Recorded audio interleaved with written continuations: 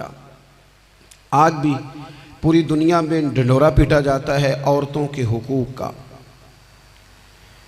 पूरी दुनिया के अंदर। और बाज़ लोग औरतों को बड़ा धोखा देते हैं, कहते हैं तुम्हें हक नहीं मिलते लिहाजा तुम सड़कों पे आ जाओ, माज़अल्लाह। तुम्हें हक नहीं मिलते लिहाजा तुम माज़अल्लाह बाज़ारों की रौनक बन जाओ। औरतों को बड़ा परेशान किया जाता है हुकूक के ताल्लुक से। नबी पाक अलैहिस्सलाम की आमद से पहले कोई खातून के साथ सलूक अच्छा नहीं किया जाता था, उसका कोई जायदाद में हिस्सा नहीं था।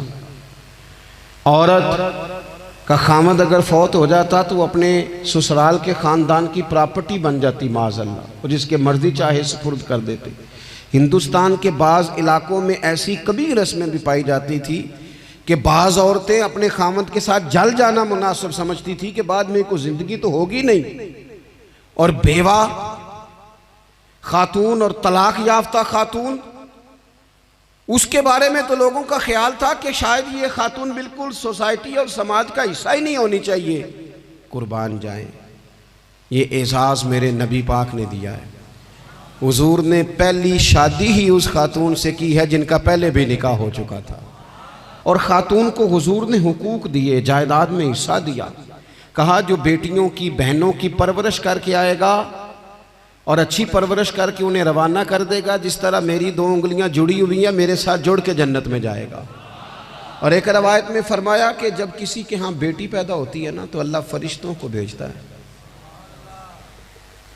और वो उसके गिर्द खड़े हो जाते हैं और घर वालों को सलाम कहते हैं और कहते हैं ये ज़ईफ़ा एक ज़ईफ़ा से पैदा हुई है, ये कमज़ोर यानी सनफ़ के लिहाज से कमज़ोर नाजुक बच्ची एक नाजुक माँ से पैदा हुई है। फरिश्ते कहते हैं जो इसकी परवरिश करेगा ना अल्लाह क़यामत तक उसकी मदद करेगा, उसकी हमेशा मदद होती रहेगी। और नबी पाक सल्लल्लाहु ताला अलैहि वसल्लम की खिदमत में आके जब ख़वातीन ने कहा था ना या रसूलल्लाह हमारे तो दीन दुनिया के मामलात में मर्दों के ताल्लुक़ से कमज़ोरी है, कई दिन तो हम वैसे नमाज नहीं पढ़ सकती महीने में, कई दिन तो हम वैसे इबादत के करीब नहीं जा सकती, जिहाद पे हम नहीं जाती, गवाही हमारी मर्दों के बराबर नहीं, तो या रसूलल्लाह सल्लल्लाहु अलैहि वसल्लम हमारा भी कोई एहसास है। तो हुजूर ने फरमाया जब कोई खातून हामला होती है ना तो अल्लाह उसे इतना ही सवाब देता है जितना जिहाद करने वाले को सवाब देता है, और जब बच्चा पैदा होता है तो अल्लाह ताला उसे शहादत का दर्जा अता करता है, और जब वो बच्चों को दूध पिलाती है तो रब उसे ग़ुलाम आज़ाद करने का सवाब अता करता है। एक दफ़ा ना नबी पाक सल्लल्लाहु ताला अलैहि वसल्लम की खिदमत आली मर्तबत में हज़रत आयशा सिद्दीक़ा रदी अल्लाह ताला अन्हा ने एक वाक़या अर्ज़ किया। अर्ज़ की हुजूर आज मेरे साथ अजीब मामला हुआ, मैं घर में अकेली थी तो एक खातून 2 बेटियों समेत आई।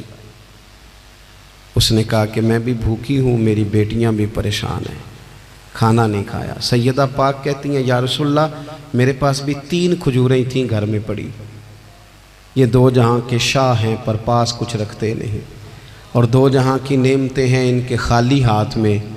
फरमाती हैं वो 3 खजूरें मैंने उन 3 माँ बेटियों को दे दी। माँ ने पहले एक खजूर दोनों बेटियों को दी, फिर बच्चियाँ वो खजूर खा के माँ की तरफ देखने लगी, तो जो खजूर माँ के पास थी अम्मा ने उसके भी 2 हिस्से करके बेटियों में बांट दिए। हज़रत आयशा अर्ज़ करने लगी या रसूलल्लाह मैंने ये बड़ा निराला रंग देखा है, माँ का अपने बच्चों से प्यार का अंदाज। तो हुजूर ने क्या फरमाया, नबी पाक अलैहिस्सलातु वस्सलाम फरमाने लगे सुन फिर अल्लाह ताला ने उस औरत पर जन्नत को वाजिब कर दिया है। फरमाया अल्लाह ने उसे जहन्नुम से दूर कर दिया जो बेटियों के मामले में आजमाया गया, और जिसने फिर उनके साथ अच्छा सलूक किया।